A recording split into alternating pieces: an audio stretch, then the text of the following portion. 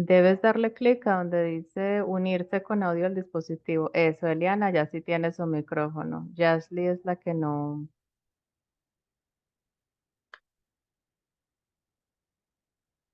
Tienes que mirar si hay un icono como de audifonitos y si lo hay le das clic para que te conecte el audio, así como a Eliana y Alexandra.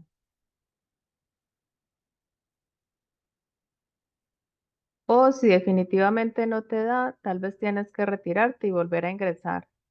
A ver si sí te coge el micrófono.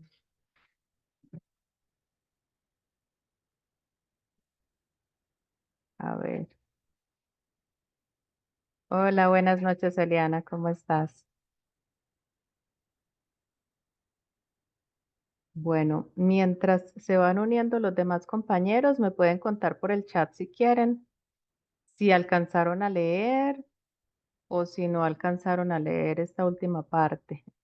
¿Qué tal, Alexandra? ¿Cómo estás?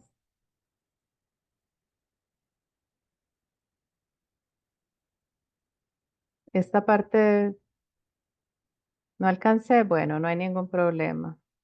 Hoy vamos a leer un poquito, nos vamos a turnar como hemos hecho otras veces y, y bueno, aquí esta parte es súper conmovedora porque nos está hablando de unos huesitos y la manera como ella habla es, yo alcancé a desatrasarme de la parte uno y 2. Muy bien, Eliana. Perfecto. Porque la parte 3, pues yo pienso que la mayoría estamos colgados con la parte 3. Hace 8 días tuvimos una invitada que fue la escritora Orfaley Ortiz. Ella escribe mucho literatura infantil y juvenil y tiene una novela juvenil sobre una víctima del conflicto. El protagonista es un niño adolescente, pero su padre pues fue víctima de la violencia y el niño cuenta pues cómo vive un muchachito de 14 años. Pero es muy interesante, se llama, el libro de Orfalea se llama Ese día no salió el sol y es la mirada de un niño de ese conflicto. Entonces, este capítulo habla de los huesos de un joven pues que asesinaron y que la mamá ha guardado los restos y por fin los va a examinar pues una persona que tiene conocimientos, una forense.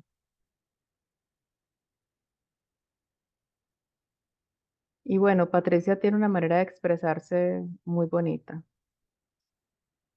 Por ejemplo, como describe por acá los huesos de Robinson parecen suaves, marrones, delgados, madurados por años de oscuridad, han adquirido el matiz de los objetos finos. Es una manera muy bonita de expresarse de unos huesos que uno pensaría que es algo macabro, ¿cierto? Entonces, chicas, ¿ustedes qué opinan? Vamos leyendo.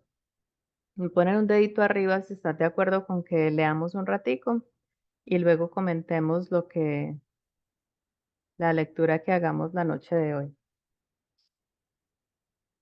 Hasta donde alcancemos, sin afán, porque el objetivo del club de lectura es disfrutar la lectura como tal. No es una carrera pues así contrarreloj, sino, sino disfrutar la lectura. Y dentro de 15 días que nos acompañe Patricia, poderle hacer pues varias preguntas en relación al texto, a lo que hemos leído. Entonces,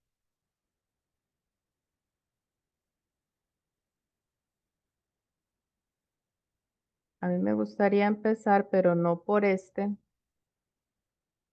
sino por el siguiente capítulo. Esta historia de Robinson, bueno, o podría, lo que pasa es que está como larga la historia de Robinson. La mamá volvió a la casa y habla de un pueblo del suroeste de Salgar. Entonces, ¿qué les parece si yo empiezo a leer? Yo leo el primer párrafo Y luego Eliana lee el párrafo que sigue y luego Alexandra y así leemos este capítulo y vamos comentando. ¿Qué les parece? Voy a cerrar por acá. Debo cerrar porque... Listo. Bueno, entonces voy a comenzar yo. Salgar huele a café. Entre los cultivos que trepan la montaña y doblan en la cima, diviso cuerpos menudos que se mueven como abejas a la puerta del panal. Son los chapoleros que buscan granos rojos como cerezas entre la hojarasca. De ese paisaje relleno de arbustos, plagado de mosquitos, oloroso a pulpa avinagrada, hacía parte la mujer que he venido a buscar. Si todavía viviera, podría ser una de esas que desde lejos se me hacen colibríes deseosos de un trago de miel, pero murió lejos de casa. Sigue, Celiana.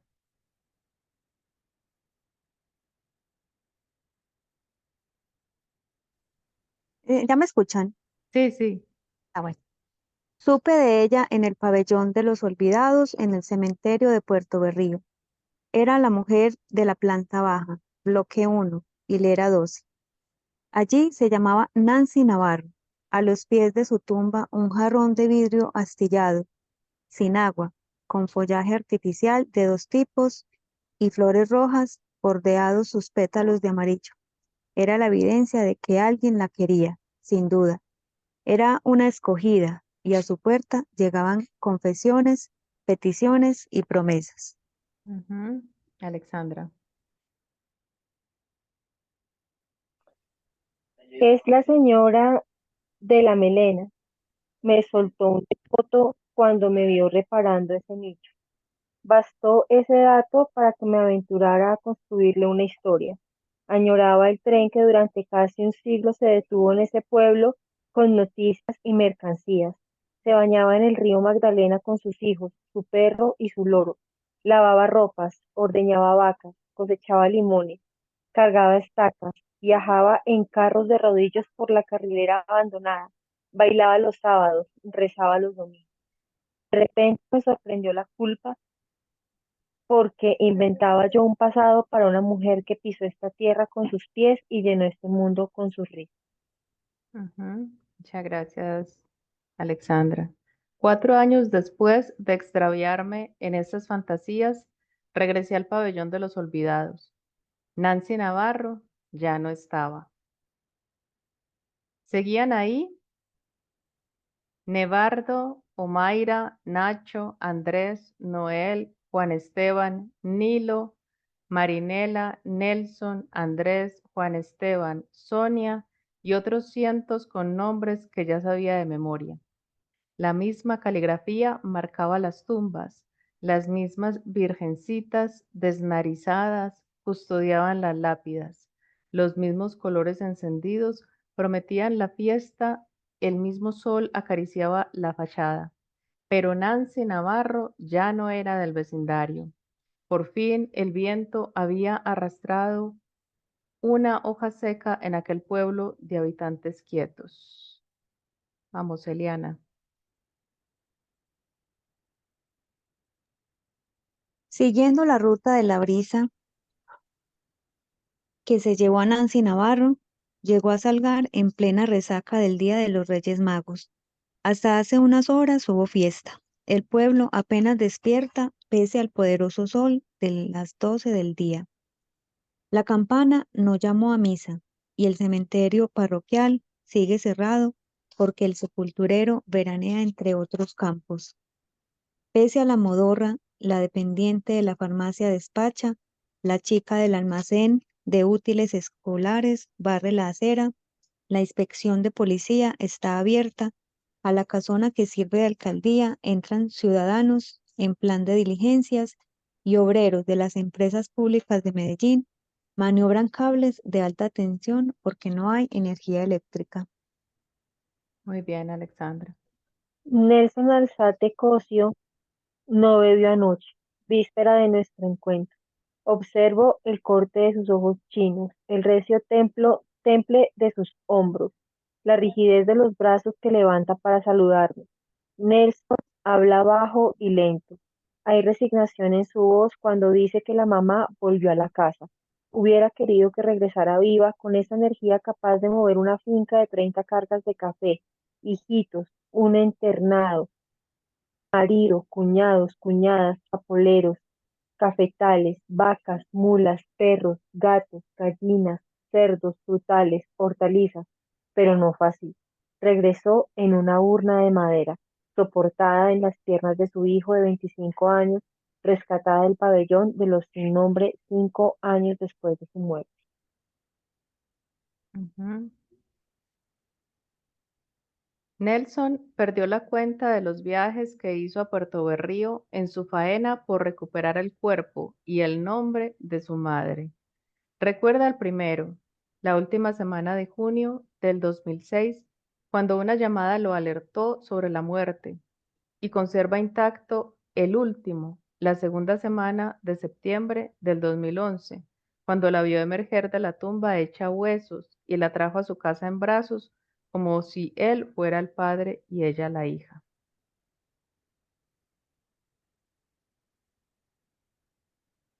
Eliana. Sí, qué pena, me había perdido el micrófono. Tranquila. Eh, en hija, ¿cierto? Sí, aquí qué va a soñar Nelson. ¿Qué va, qué va a soñar Nelson ahora que tiene el dolor en carne viva? Su mente está vacía de futuro por lo pronto, suspendido en un pasado que es pesadilla. Trabaja como ayudante de obras civiles y los días de asueto convierte las calles de Salgar en pista rústica para piruetas de motociclista ebrio. Cuando dejó a su madre en el osario 52 del cementerio local, descansó. Ahora está en pausa, a la espera de recuperar el deseo que se le diezmó con cada noticia del episodio infame que le tocó vivir. Ujú, De la cuadrilla de erradicadores de coca internados en las selvas de Tarazá, lo sacó la voz del capataz. Desde Salgar le habló una mujer. Nelson, véngase que ya mataron a su mamá. Las piernas se le doblaron como si fueran resortes y se sintió bañado en un sudor frío, de pánico. Minutos después, cuando el estupor inicial dio paso a las preguntas, supo que agentes de la Policía Judicial de Puerto Berrío se comunicaron con las autoridades de Salgar con la intención de encontrar a los hermanos Alzate Cosio y Álvarez Cosio. El párroco los convocó por el altavoz que sirve de emisora y hasta la sacristía llegaron el padrastro y los hermanos de Nelson para escuchar la tremenda noticia que los sacó de la realidad. Después del pasmo, le sobrevino la histeria. Ya en la casa de la tía Consuelo, los mayores se daban golpes contra las paredes y los más jóvenes lloraban como niñitos. Rafael Álvarez, padrastro de unos y padre de otros, organizó la expedición. León Darío y Nelson, a ver,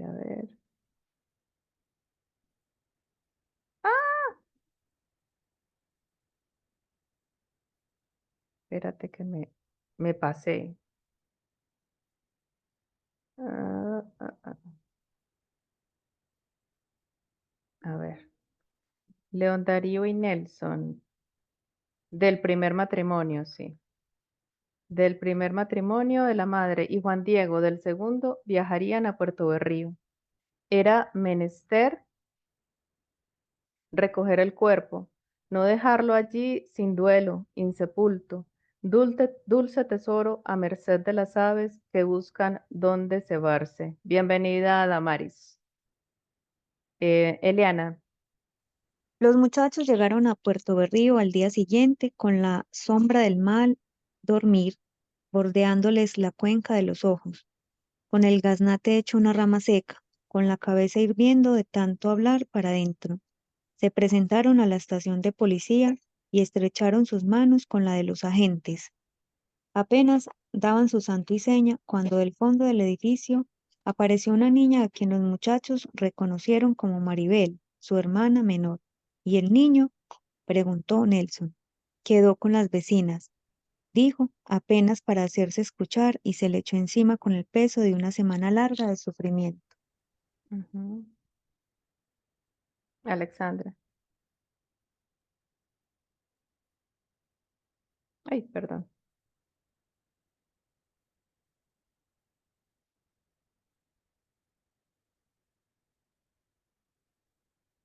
Empezarías donde dice terminar la mamá así. Si estás leyendo, tienes el micrófono cerrado, entonces no te podemos escuchar. Ay, qué Eso, pena. ahora sí. Terminar la mamá, terminar la mamá así, se lamenta Nelson, mientras busca fotografías viejas en su comodita de trencilla de plástico. Escuché a la tía Consuelo que habla desde la cocina. Ella empezó a morirse desde que mataron a tus dos hermanos. Dice y regresa a su jabón, a sus ropas mojadas, a su lavadero al aire libre. En el armario donde Nelson busca recuerdos como un gato a la casa de un ovillo, veo una hilera de camisas viejas, un banco de tenis blancos y negros, una seguidilla de jeans vistosos y un par de frasquitos con lociones de moda. Ujú. Ahí viene, ahí viene mamá. Ah, no, ahí la tiene, mamá, de 18 años en Medellín. Nelson me extiende el papel forrado en plástico, zapatos negros de taco bajo, medias de seda, minifalda beige, suéter blanco con una lista café, piernas cortas y gruesas, cadera ancha, manos en la cintura, trigueña, cabello negro. Nunca tuvo el pelo largo. La contempla Nelson en otra fotografía. La familia toma gaseosa y tinto en una cafetería de pueblo. Al lado de la tía Consuelo y de los niños, la mamá sonríe, vestida de blanco. Parece embarazada y empuña una monederita negra. Eran los buenos tiempos, concluye Nelson. El día que mataron a Harvey comenzó la desgracia. Fue el martes 24 de febrero de 1999. Paramilitares al mando de El Morado llegaron a la casa de la Travesía en las afueras de Salgar. Vociferaron, patearon las puertas, derribaron los armarios. El muchacho alcanzó la losa de cemento que cubría la casa. Como un gato brincó por los tejados y detrás de él los hombres armados le cortaban el aliento. Lo cazaron en un rastrojo. Le metieron 7 tiros de fusil AK-47, precisa Nelson para enfatizar en la muerte de su hermano de crianza. Yasli, ¿nos quieres acompañar en la lectura? ¿Quieres leer el párrafo que sigue, ya que veo que por fin te conectaste con el audio?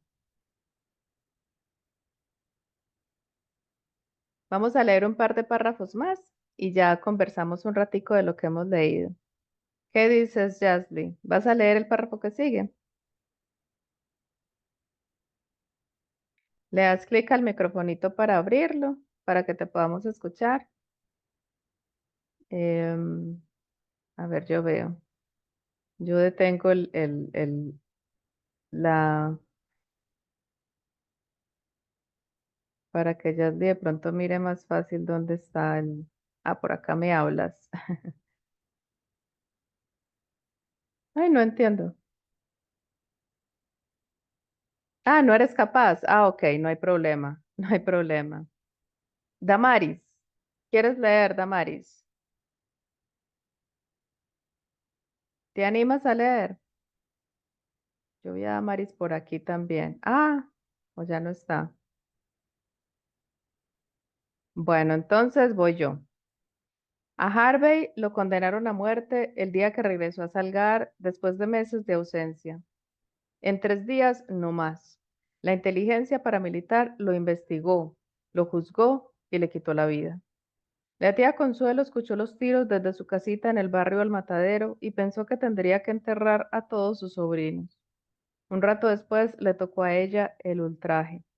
Le tumbaron la puerta, le deshicieron las camas, le tiraron los tiestos de la cocina, le revolcaron sus ropitas limpias, buscaban armas, propaganda, uniformes, explosivos, canciones revolucionarias, pero allí solo había pañales y biberones. Desde esa noche a todos los Alzate Cosio y a los Álvarez Cosio los miraban con recelo, como si tuvieran cara de muertos.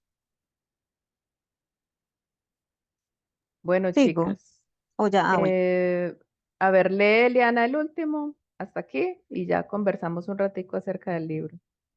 bueno, ok. El tercer día de luto le tocó el turno a Aníbal de Jesús, por ser hermano de Harvey, al que Ay, enterraron como NN, porque no figuraba ni en la notaría ni en la registraduría, por vivir en Bellavista, una vereda ocupada desde casi siempre por la guerrilla, por comprar un mercado para atender decenas de chapoleros que el morado igualó a subversivos. Lo sacaron de una panadería donde combinaba café con leche y pan de queso. Lo agarraron por el cuello y lo arrastraron por una de las calles principales de Salgar a la vista de todos los que un domingo salen a mercar, a rezar, a emborracharse.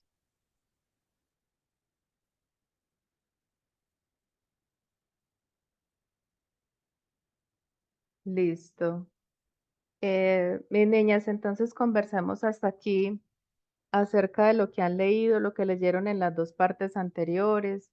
Se va volviendo, o a mí, les voy a decir primero yo, inclusive con las fotos, se va volviendo muy pesada la lectura, o a mí, pues les voy a decir la impresión mía, que la primera parte me conmovió, que la segunda parte me pareció pues muy bonito encontrar ciertos testimonios allí, la relación que algunas de esas personas establecían con el muerto, pero esta parte a mí se me ha hecho tan difícil de leer.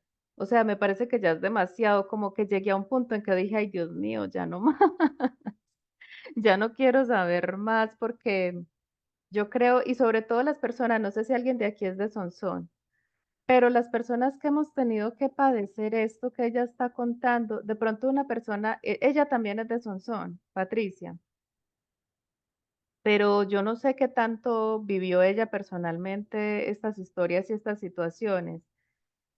Las personas que de alguna manera nos ha tocado esto, como que leerlo es como revivir tantas cosas, entonces les cuento que para mí, yo no veía la hora de terminar. Y la historia de Robinson, por eso no la quise leer, porque la historia de la que estuvimos leyendo sobre la mamá, pues la señora de Salgar, una cosa muy triste, es muy dura, pero la de Robinson, la de Robinson debe ser por lo que Patricia lo tomó tanto como desde una perspectiva de madre. Inclusive la taleguita de los huesos, ella dice que es como un útero y ay, me resulta tan angustiante. Entonces, les cuento lo siguiente. No pensé que me iba a pasar esto con este libro porque ella escribe muy bien y escribe muy bonito. Pero llegué al punto en que dije, Dios mío, ya no más, ya, si esto no se acaba aquí, yo dejo tirado ese libro. Porque llegué al momento en que dije, ya es demasiado para mí, ya no quiero saber más de muertos ni nada de esas cosas, ya esto es demasiado. Entonces, no sé, las escucho lo que ustedes sienten y piensan y cómo les parece lo que leímos hoy. Si tienen la misma impresión que yo o si han tenido una impresión diferente con respecto al libro y a esta última parte sobre todo. A ver, ¿quién quiere comenzar? Yo, bueno, yo pues es primera vez que estoy integrándome pues al club y yo tuve como, a mí me pasó una cosa que yo estaba muy entusiasmada al principio, pues cuando hubo la convocatoria, que la vi pues en el Instagram y cuando mandaba, yo cuando me uní ya estaban como en la segunda parte, cuando vi que era este libro y yo lo imprimí, pues en lo que mandaron yo lo imprimí y yo empecé a leer y yo, ay no, entonces me tuve como un bloqueo y yo dije, no, este tema no me gusta, no me gusta como que hablen de la muerte y cosas así, y más si son cosas tan reales como tan cercanas a uno en cuanto al territorio, porque personalmente yo no he vivido todo esto, gracias a Dios, todo esto que se leyó, porque es una historia pues como muy difícil para cada persona que viva eso. Uno ha vivido lo que ve en las noticias, lo que ve pues así como en la distancia, pero yo igual inicialmente yo dije, ay no, no me gustan como estos temas, y entonces como que me bloqueé y lo dejé, pero a mí algo me llamaba y me llamaba, yo no sé por qué, Entonces, cuando ya volvía y recibía los correos, ay, yo decía, ay, no, pero ¿será que me animo? Y volvía y cogía y yo volvía y lo dejaba. ¿Y Ujú. qué fue lo que a mí me motivó? Que cuando enviaste los videos, como unos grabados, unos que habían grabado, yo empecé a saber de la historia bien en forma de lo que hablaban y me empezó a atraer y yo, ay, no, yo sí voy a leer todo eso que comentaban. Entonces yo ya conocía un poquito la historia de lo que decían. Y yo, ay, ve, están hablando de esto, esto, esto. Me pareció muy interesante. Entonces yo dije, bueno, y ahí fue donde ya empecé a leerlo, te solicité en estos días para desatrasarme y vea, me puse pero juiciosa y lea, lea, muy encarretada. Ay, Y muy qué bonito bueno. porque sí es verdad que decían que ella escribe es crónica, pero muy poéticamente y muy coloquial porque hablan historias de las personas que hablan ahí, son historias que ellos mismos van contando. O yo no sé si ella se mete pues como en esos personajes o está copiando lo que ellos le contaron. Bueno, no sé cómo será. Entonces me empecé como a encarretar y alcancé a llegar hasta la segunda parte. Y Mm, ya hoy que estamos empezando a leer la tercera, esta la tercera parte, me respondió una de las inquietudes que yo tenía y era, nadie iba a reclamarlos, o sea, porque las historias que habíamos leído en la primera parte y en la segunda siempre eran que estaban ahí, que eran nenes, que ahí quedaban, que la gente los adoptaba, que les ponían sus nombres, pero yo decía, no va alguien por ellos, o sea, no hay una historia donde uno diga, ve, fueron, y esta que estamos leyendo hoy precisamente me responde eso. Es como correcto. si hay momentos donde sí se encuentran Ujú. y yo pienso que es muy importante eso, o sea, que la familia la encuentre, porque yo siempre en el libro uno ve del lado de, como digamos, de los NNs o de las personas que están encerradas, qué está pasando ahí, pero uno no sabe qué está pasando del lado de la familia, porque debe ser muy triste que nadie, pues que uno no puede enterrar su muerto, que uno le, como dicen ahí, rezarlo, despedirlo. Entonces, eso me parece muy importante y muy interesante que hoy precisamente sí se me esté como respondiendo eso de alguna manera. Y yo pienso que cuando tú dices que si de pronto la autora se acercó a toda esta historia o algo, yo también tengo como esa inquietud, porque ella al principio hace una dedicatoria que dice a mis primos, como que ya murieron también, entonces yo Mm. también pensé, ¿será que fue una muerte así, pues como de estas violentas o allá, o será que no han encontrado?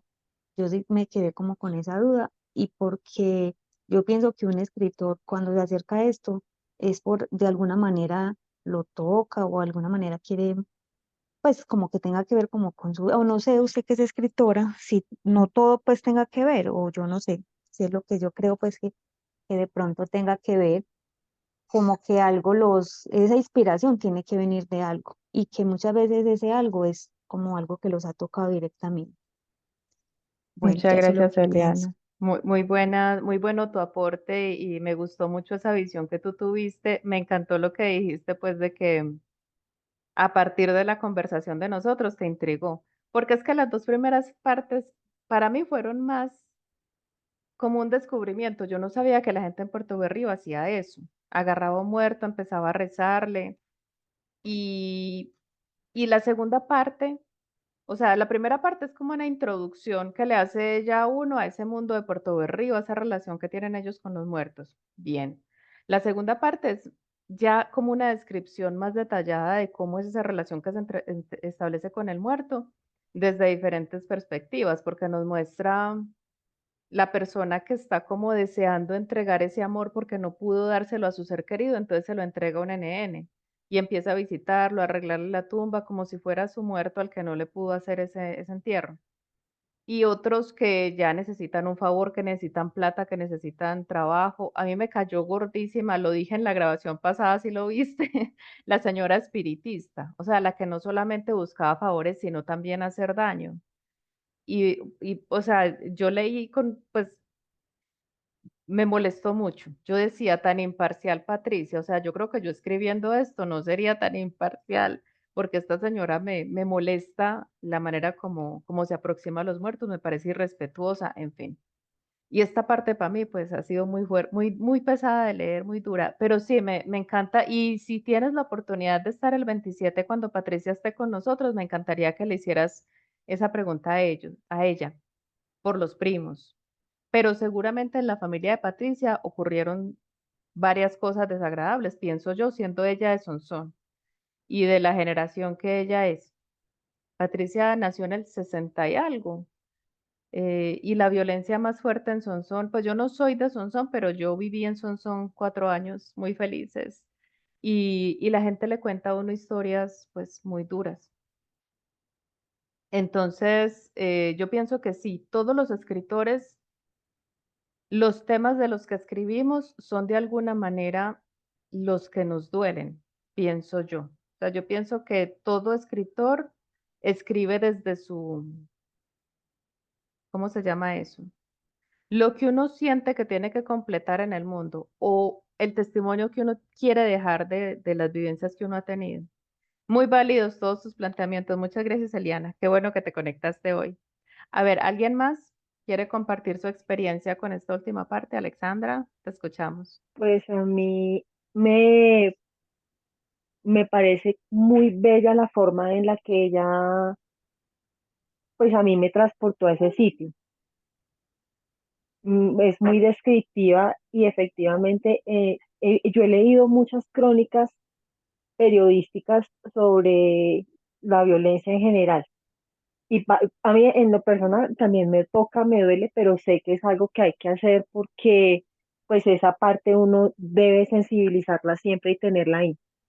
Entonces para mí esta escritora me ha llevado como a muchos recuerdos y como a conectar cosas que yo también pues viví de alguna u otra forma en otros sectores, en otras zonas, con gente, con otros relatos de pues similares, ¿no? Entonces yo siento como que este es un relato que puede atravesar cualquier parte de Colombia y que es común a todos de una u otra forma. Entonces, como ella lo trata como tan descriptivo, a mí me llama la atención y me parece que creo que como a nivel país nos puede conectar porque sé que esto pasó en Puerto Berrío, pero a través del Magdalena y a través, en especial con el tema de los ferrocarriles, en cualquier parte del país que atravesó el ferrocarril, pudo haber pasado una historia similar.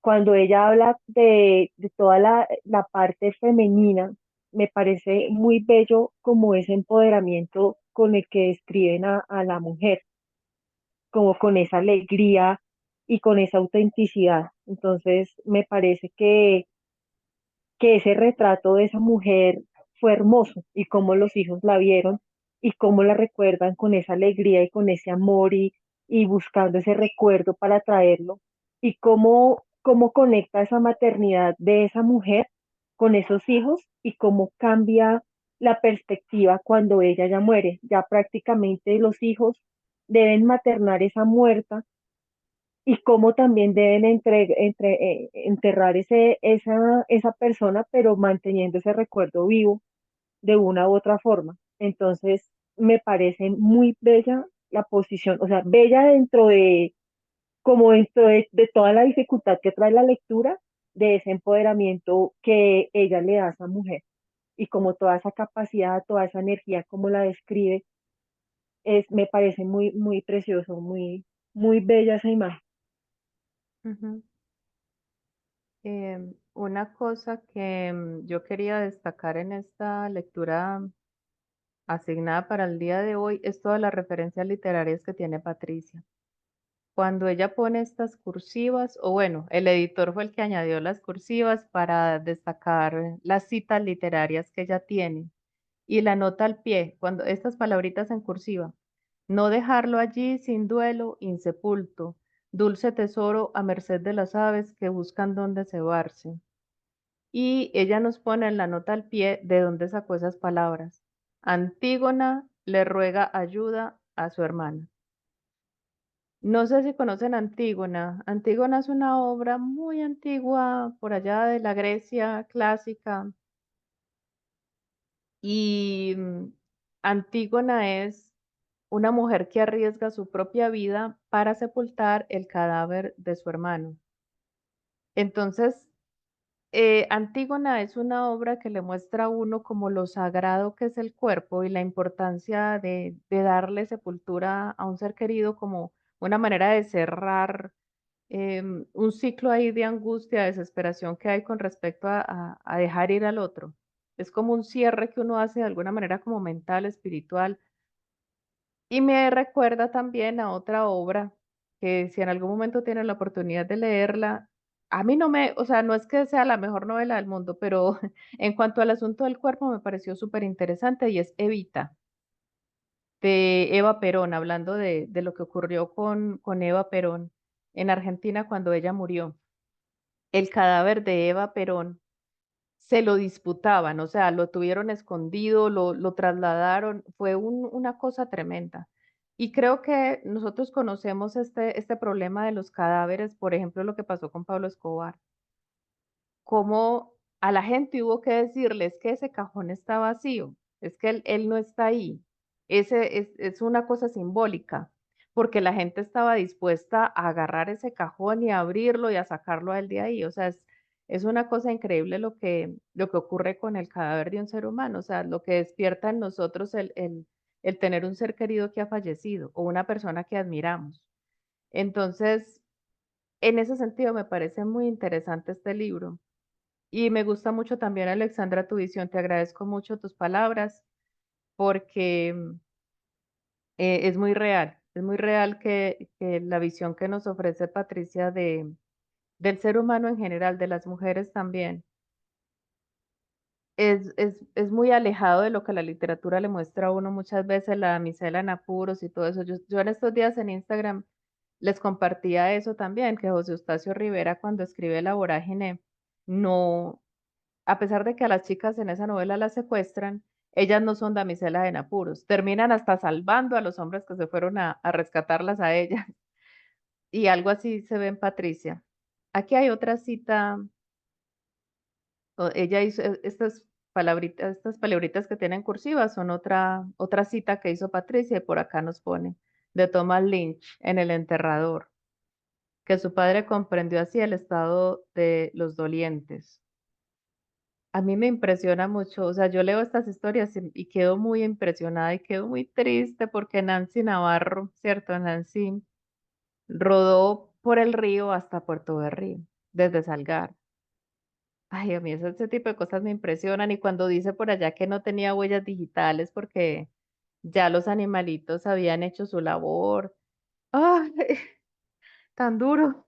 Me parece súper duro de leer. O sea, si este libro no se acaba aquí, yo lo hubiera abandonado porque ya como que yo llegué a un momento como de saturación, como de, ay, ya, ya, ya. Bueno, las escucho, Damaris y Mari. A ver, Mari. Pues yo sí quería decir eso, que, bueno, primero quería resaltar como la otra perspectiva que se da en el último relato, que es el hombre que va y busca el cuerpo de su madre para darle sepultura. Es decir, está al otro lado de la persona que busca a su ser amado, que pues no pudo hacer como toda esa ceremonia, todo ese proceso para dejarla ir, porque la mayoría del libro, por lo que veo, es del otro lado, las personas que adoptan a los NN o que de cierta forma acogen a los NN y pues le dan un significado a lo que es el cuerpo, ¿no? Y pues por ahí también quería irme. El cuerpo humano o todo el proceso de la muerte en nosotros tiene un significado cultural y aquí veo que a pesar de que en estos casos llegaba un cuerpo desconocido, las personas del pueblo trataban de que tuviese una sepultura y de cierta forma pues acogían ese desconocido y lo volvían parte de su familia de cierta forma, pues decorando la tumba, haciéndole promesas, ¿sí? Y pues también, por último, pues también quería resaltar cómo es que Patricia logra narrar algo tan duro como es la violencia, bueno, ciertas historias del conflicto armado, algo en específico porque el conflicto armado es demasiado, demasiado amplio, principalmente en Colombia, y cómo es que ella coge unas experiencias específicas y les da un rostro, les da un lugar y a pesar de que sean dolorosas, ella logra eh, o sea, narrar de una forma muy bonita, sí, me gusta mucho la forma en la que narra, es estilizada. Entonces, sí, a pesar de que es un libro duro, me gustó mucho el estilo de narración de Patricia. Sí, es una crónica literaria sin duda. Hace 8 días hablábamos de que había muchos tipos de crónica y que esta crónica correspondía como a la crónica literaria por el lenguaje tan bonito, tan elaborado que utiliza ella y todas esas citas y todas esas referencias literarias que utiliza. Sí, y tiene imágenes muy bellas. Ella logra imágenes muy bellas en medio pues de ese tema tan fuerte que está tratando y de esas historias tan duras. Alexandra, ¿querías añadir algo más? Que veo que nos abriste la cámara. No, se abrió la cámara. No, pues que sí, que estoy de acuerdo con, no sé, con la persona que habló, porque sí es Con Mari. muy, con Mari, muy bello el lenguaje que utiliza, o sea, a pesar de lo duro que es, lo lleva a Ah, uno María Lucía. a, Sí, lo lleva a uno pues a ese momento de una forma muy, muy bonita. Me parece muy bello y como les digo, yo he leído otros autores y otras crónicas pues el manejo que ella le da es muy poético también, o sea, en medio como de toda como ella lo describe, uy, es bastante interesante. De hecho, me pasó que cuando yo leo cosas así, de difíciles, ahí me toca compensar y yo leo cuentos de niños. Pero aquí yo creo que no, o sea, es tan bonito como lo narra que pues no me genera como esa tensión que sí puede generar otros libros. Me lleva es como a pensar como en ese momento, como en el personaje, como en la mujer, como eso que tú decías de ella cómo se inspiró, porque realmente hay tanto sentimiento ahí que uno pensaría que sí hay una relación o debe ser alguien cercano, porque sí hay una profundidad y una conexión que lo lleva a uno también a conectarse con esas imágenes. A mí me pasó, o sea, lo poco que alcancé a leer de ahorita me llevó como a esas mujeres antioqueñas que en algún momento de mi vida conocí así como con ese empoderamiento, entonces tal vez por eso me gustó mucho. muchas gracias, Alexandra. Y esta última parte me parece que ella fue muy inteligente al cerrar también. Quienes no alcanzaron a leerla, si, si no están saturadas como yo, cuando lleguen al último capítulo se van a dar cuenta que ella de alguna manera como que recoge todos esos NNs con su nombre que le pusieron los adoptantes y les va dando como un cierre, como bueno, aquí los dejo. Empieza a nombrarlos a todos, inclusive aquí aparece, a ver la barrita para yo escribir acá. Yo sí siempre toda profe. Entonces ella por acá menciona a una personita que fue la primera que ella nos presentó en el libro, a Milagros. Y nos describe también pues los nombres de otras personas que aparecen en esos, ¿cierto? Em, que han sido adoptados. Entonces empieza como a darle un cierre a esas, de alguna manera, a esas tumbas, a esas puertas del cementerio que nos abrió a nosotros. Nos las empieza como a cerrar, ¿cierto? Nos empieza como a sacar de ahí, ya vámonos. Ya vimos esto, ya presenciamos esto, ya vámonos para la casa. Me parece muy inteligente esa manera de proceder, Patricia, con respecto a estas historias y cómo nos va sacando poco a poco de allí. Pero en todo caso, ella vuelve otra vez a los colores, como nos decía al principio, las letanías. En todo caso, a mí se me queda mucho la figura del animero, por ejemplo, y me gustaría que conversáramos, pues antes de terminar, del animero. O sea, yo me pongo a pensar, ¿cómo será yo decir que el trabajo mío es sacar a pasear a las ánimas cada 8 días o cada 15 o las veces que yo haya prometido hacer eso? ¿Cómo será yo vivir en un pueblo? Porque a mí no me ha tocado, aunque yo he vivido en dos pueblos, en Jericó y en Sonsón. Ah, mentiras, he vivido en más pueblos. Pero bueno, en los pueblos en los que he vivido, nunca yo he presenciado una procesión de esas. Entonces yo digo, ¿cómo será yo estar en mi casa y que pasen por el frente supuestamente dándole la vuelta a las ánimas? Pues me parece, no sé, una cosa increíble, de esas cosas García Marquianas, ¿cierto? Que si García Márquez hubiera sabido eso, seguramente tendría un supercuento o hasta una novela. A ver, María Lucía. Ah, pues yo quería agregar que eso de las ánimas es algo muy cultural, pues sobre todo pues en las generaciones anteriores. Por ejemplo, pues mi abuela le creía en las ánimas. Yo jamás he visto pues ese trabajo de sacar a las ánimas a pasear. No lo había escuchado, pero sí escuchaba que la gente le rezaba a las ánimas. O habían personas que rezaban por uno a las ánimas, ¿sí? Entonces, eso de las ánimas, a pesar de que creo que no está canonizado por la Iglesia Católica, sigue siendo una creencia aquí en Colombia y pues todavía me imagino que en Latinoamérica, no sé, pero aquí se cree mucho en las ánimas. Yo tenía hasta una compañera que tomaba, decía, o sea, cada vez que tomaba, daba un brindis por las ánimas, al menos un brindis. Era una promesa que él les tenía, que ella les tenía, pues. Y hay casas donde se les guardaba el plato de comida y, sí, Alexandra.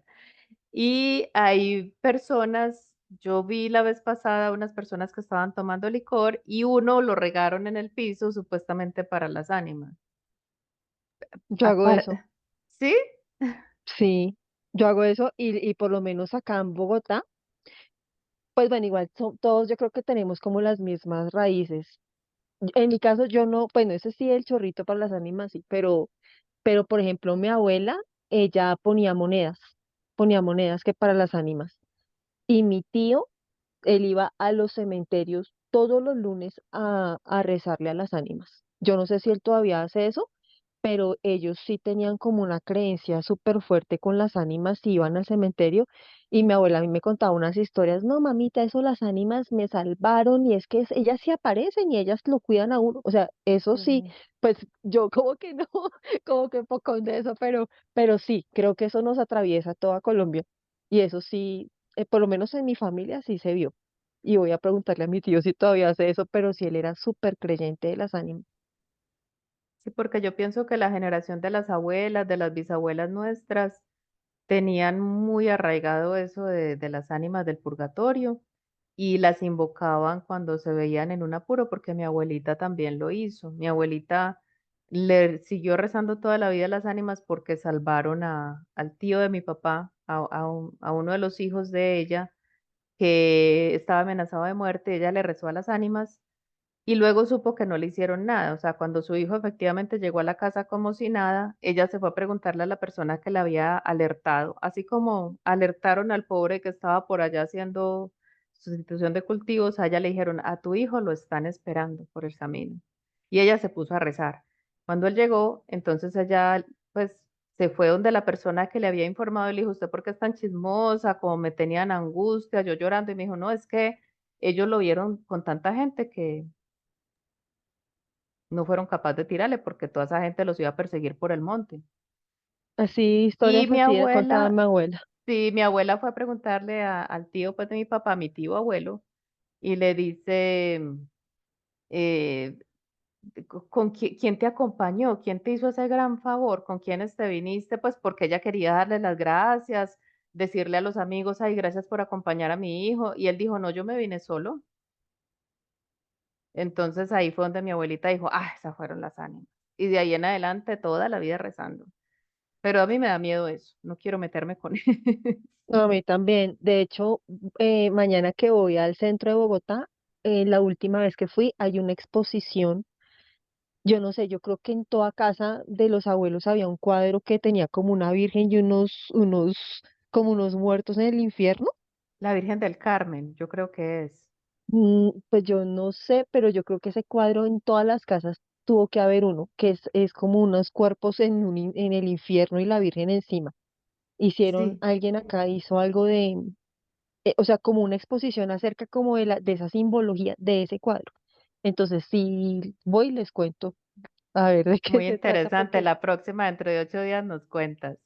Muy porque sí sé interesante. que las ánimas yo creo que pues ya no tanto, bueno, no sé, habría que ver porque sí he visto pues como cosas de cultos en cementerios, pero pues como que uno no le interesa, pues no lo ve. Creo que es por ahí también.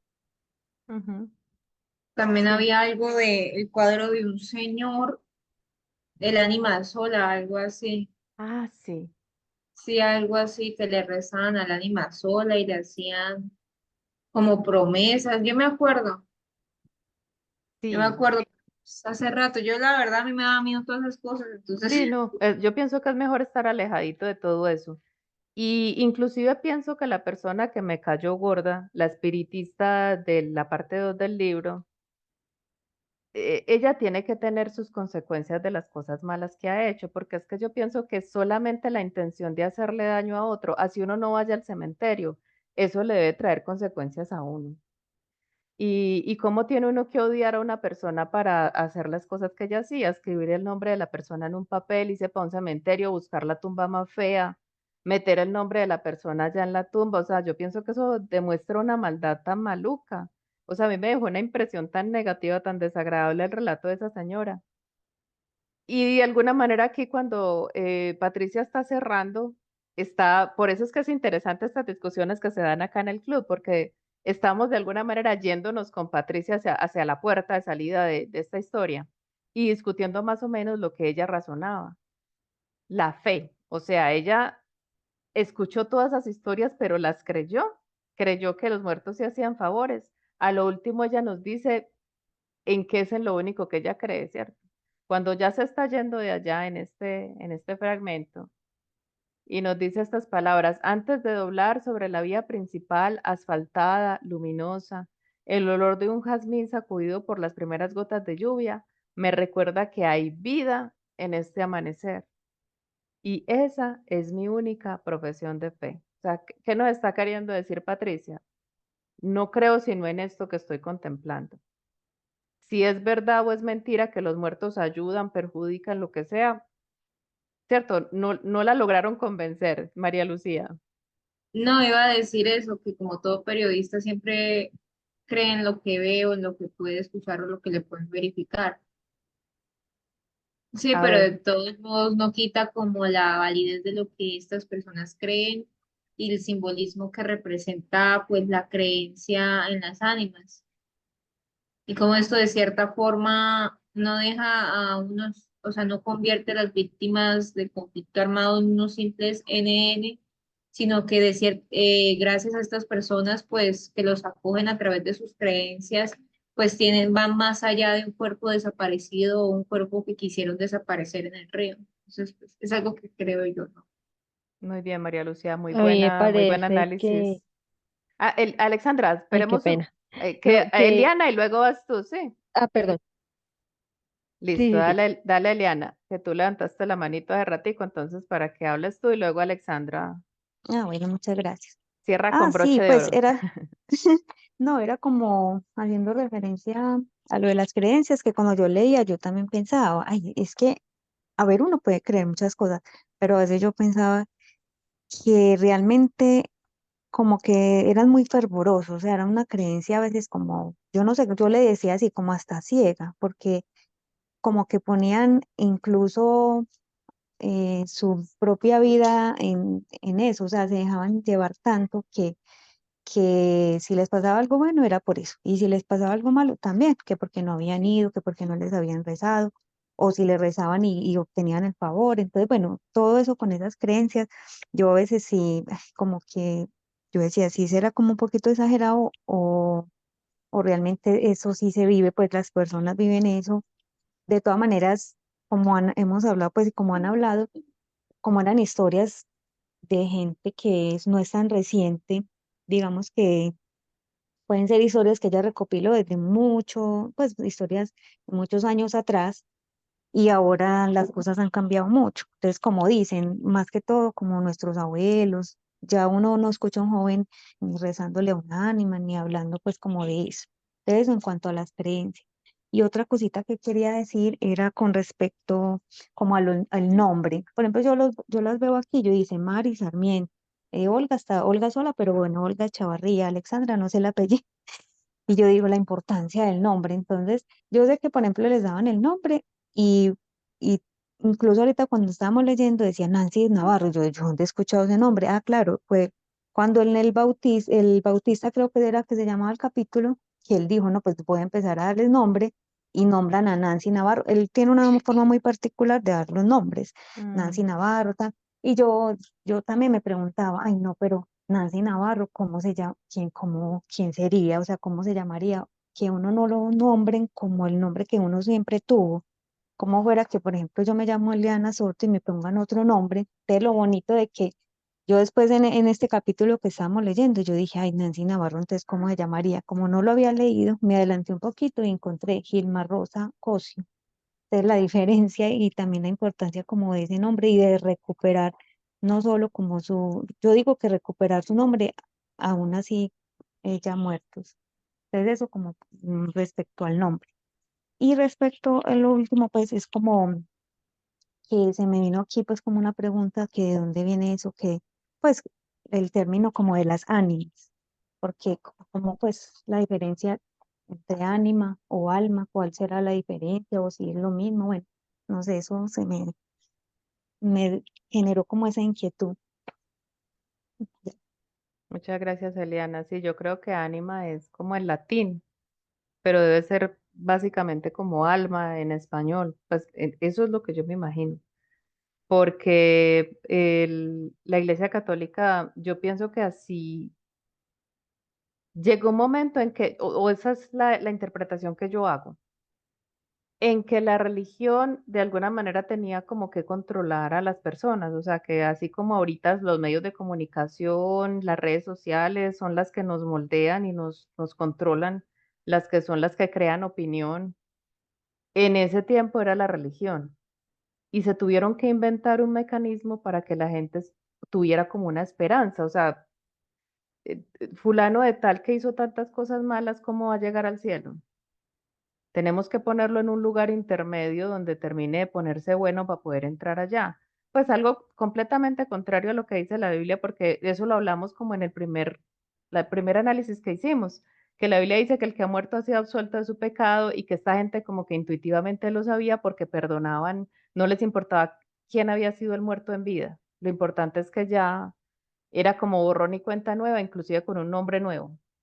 Pero sí, me parece muy interesante lo que tú mencionas y es verdad que el nombre es muy importante. O sea, que uno no tolera que el ser querido de uno esté en una tumba con otro nombre. Y fue una de las cosas que el hijo de esta mujer se sintió muy incómodo y que le causó mucha tristeza, ¿cierto? Como de alguna manera le están matando a uno el ser que fue también en su nombre, en su identidad. Y me acordaba de, aunque yo no soy seguidora ni fan de las Kardashian, me repugna todo lo que tiene que ver con esa clase de, esa manera de ganarse la plata que ellas tienen, pero cuando el señor se volvió señora y cambió de nombre, la ex esposa dijo que ella sintió que se murió. En el momento en que ella fue a cambiarse el nombre de Bruce por Caitlyn. Entonces Bruce se murió ese día. Me parece también una cosa tremenda, pues lo que pasa con el nombre, cuando uno se cambia el nombre que le pusieron, cuando uno asume un nombre artístico. Yo, por ejemplo, nunca tengo una amiga, escritora, por supuesto, que ella escribe diferentes géneros y le dio a lo Fernando Pessoa por tener varios alter ego y tener un nombre para escribir romántica, diferente del que tiene para escribir, por ejemplo, misterio. Y yo nunca he podido hacer eso. O sea, ese desdoblamiento no ocurre pues en mí. Pero imagínese, en un ser querido ver alterado ese nombre debe ser muy duro. Entonces, Eliana, muy, muy chévere tu reflexión. Alexandra, ahora sí, te escuchamos. Ay, qué pena. No, pues que Tranquila. ese párrafo es muy poético y cierra perfecto todo lo que ella escribe en el libro porque también es muy esperanzador de que a pesar como de todo lo que ha pasado, hay un nuevo amanecer y que hay otras vidas y hay otras cosas que vivir. Y pues ya para mí, como todo ese relato, esa crónica tan bella, pues me parece también muy sensibilizadora porque eso hace parte de nuestra historia y de nuestra idiosincrasia, así pues como que nos duela tanto, ¿no? De pronto como ella lo describe es algo más en medio de que de la crudeza es algo pues como el lenguaje me parece muy bello y pues también hace parte de que cualquier persona pueda leerlo y también pueda tener esa introspección de la historia de Colombia y como todo lo que hay más allá y también es una invitación a seguir pues investigando de nuestra historia, porque yo también siento que la literatura ahora está muy enfocada como al yo, todo lo que sea para mí, todo lo que yo pueda hacer, no sé si es literatura, pero todo el tema de crecimiento personal, eso va como desdibujando mucho toda la parte de la idiosincrasia de un país. Yo creo que sí, que uno puede leer alternadamente muchas cosas, pero este tipo de relatos y así como ella lo describe, incluso pues me parece a mí hasta que para un colegio, o sea, pues no en un grado tan pequeño, pero sí de pronto en los grados más avanzados, porque ahí habla de muchas cosas que tienen un sentido histórico y en general geográfico, en la parte del río Magdalena, creo que como atraviesa ese río por todo el país y como esa historia puede ser parte de cualquier pueblo. Y ese recordatorio de una misión también de que hemos vivido, hemos sufrido, hemos sido resilientes y tenemos que seguir, pero que la historia está ahí y que no podemos olvidar. Ujú. Muchas gracias, Alexandra. ¿Quién quiere leer el epígrafe de Emily Dickinson? Generalmente un epígrafe está al comienzo del libro, es una cita literaria que de alguna manera se relaciona con el texto que uno va a leer y lo va preparando. Es como una entradita antes de agarrar el plato fuerte, pero aquí ella le quiere dar un cierre también con un poema muy lindo. A ver quién lee. Mari, tienes cara de que quieres leer. Sí, sí, si quieres yo leo. Dale. Sobreviví la noche de algún modo secreto y entro en el día. Le basta al que está a salvo saber que fue salvado, aunque no sepa el cómo. Tomo pues mi lugar entre los vivos como quien deja que lo lleven, candidata al azar de la mañana, pero citada con los muertos. Me gustó mucho esa parte, bueno, esa mención a Emily, que pues yo he leído a Emily Dickinson, entonces me gustó mucho que la autora la tuviese en cuenta. Ujú. Bueno, que la mencionara, pues, que le hiciera referencia. Una gran poeta. Quien gusta de la poesía hay que leer a esta mujer y aprender un poquito. Yo que hago contenido tengo que hablar de Emily en un reel, en un TikTok por ahí, sí, porque las historias de vida de estas mujeres realmente a mí me resultan muy inspiradoras, por eso las comparto. Y bueno, hay que conocer un poquito más a Emily. Y esa cita es brutal, o sea, el mejor cierre para esta obra fue realmente, ahí nos damos cuenta cuando una escritora ha pensado, ha trabajado suficiente su texto. Yo estoy segura que Patricia se demoró muchos años escribiendo esto. Ella por ahí, en esta tercera parte, mencionó que era el año 2010. Ella puso la fecha por ahí en una parte del relato, pero este libro apareció en 2012. O sea que ya este libro estaba terminado en 2010. ¿Quién sabe cuánto tiempo duró ella revisándolo? ¿Cuántas conversaciones tuvo con el editor o la editora? Y cómo ella fue puliendo el relato hasta traerlo aquí, cómo lo fue depurando, cómo le fue metiendo tijera por ahí. Y seguramente en sus lecturas, porque ahí vemos muchas referencias de otras obras literarias que tienen que ver con el tema, de Antígona. Y aquí este poema de Emily Dickinson, o sea, definitivamente es el cierre perfecto. Es como haberle dado vuelta al macho pues de la puerta para sellar por completo este texto. Me parece muy inteligente de parte de Patricia, muy acertado y muy hermoso también porque tremendo poema, ¿no? De alguna manera nos está diciendo lo mismo que el último parrafito, pero con otras palabras, ¿cierto? Tomo mi lugar entre los vivos, o sea, estos ya se murieron, qué historias tan duras, qué cosa tan grave. O sea, yo pienso que ahí está como la capacidad que tenemos los colombianos para pasar a través de tantas desgracias. Lo dije riéndome, aunque es muy dramático, pero es porque nosotros tenemos esa capacidad inclusive de hacer chistes de las peores desgracias. Yo me pongo a ver estos humoristas cómo hablan de cosas terribles y le sacan chiste a eso. Y, y Patricia de alguna manera dice, bueno, sí, estos se murieron, qué cosa tan dura, pero acá estoy viva, vamos para adelante. Más o menos lo que dice la poeta en este poema, ¿cierto? Tomo mi lugar entre los vivos, aquí estoy yo, ¿cierto? Como quien deja que lo lleven. De alguna manera la inercia, pero de alguna manera también asumir, estoy viva, todavía no me llegó la hora, ¿por qué me voy a quedar en una situación que no me corresponde, ¿cierto? Uno ve películas, lee libros de gente que tuvo una experiencia traumática y se quedó ahí y no pudo superar ese momento difícil. Pero tanto Patricia como Emily dicen, bueno, vamos, todavía estamos vivos, todavía estamos aquí. Candidata al azar de la mañana, pero citada con los muertos, o sea, sabiendo que me voy a morir, pero vamos a ver qué me ofrece el mañana, ¿cierto? Es una buena cita para cerrar el libro, la sesión de taller. Ay, chicas, ¿me pueden abrir la camarita un momentico? Tomamos una captura de pantalla de este momento especial de que ya terminamos la lectura del primer libro del club. Feliz de que me hayan acompañado. Lástima que Sandrita Trujillo, que es tan juiciosa y hace aportes tan buenos, no pudo estar, tuvo otro compromiso. Entonces, Alexandra y Eliana, préndeme la camarita un momentico. Eso. En tres, a ver, Alexandra, te esperamos con ansias locas. Yo pienso que Damaris y Jasly estaban en Sonsón, porque el internet a veces allá es así. En tres, dos, uno. Listo, ahí quedamos todas sonrientes, todas bonitas. Mis chicas, entonces, por fin salimos de este libro que me tenía tan angustiada. Por fin salimos de aquí. Vamos a leer entonces a continuación Historia Oficial del Amor de Ricardo Silva Romero y, y nos preparamos entonces la semana entrante haríamos como una primera discusión. Yo voy a hacer lo mismo que con este libro. Quien lo pueda conseguir lo consigue. Quien no pueda, no se preocupe que no nos vamos a quedar sin discutir el libro de ninguna manera. Vamos a estar conversando del libro.